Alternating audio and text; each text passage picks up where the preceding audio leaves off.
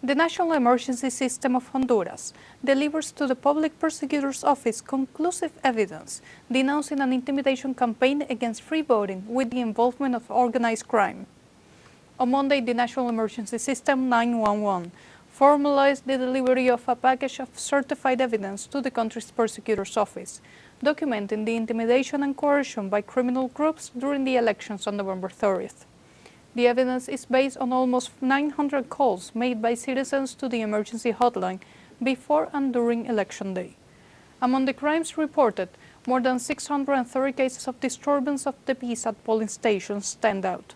In addition, 37 direct complaints were filed for intimidation by criminal groups and 44 for both buying and selling. The material delivered to the Public Prosecutor's Office includes audio recordings and documentation for each call. With this evidence, authorities could carry out the necessary investigations to issue prosecutions against those who attempted to undermine the electoral process and bring to justice those responsible for violating the will of the people.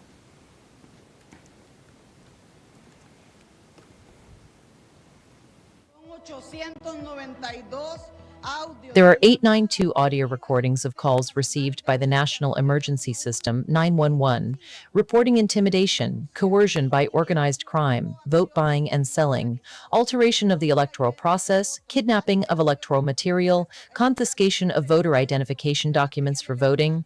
They did not only threaten people, they were not only at the polling stations, they also went to areas where they knew they were not going to be politically favored and took away people's identity documents so they could not vote. This happened in this process. It was an unprecedented, dirty, fraudulent process, and we cannot remain silent.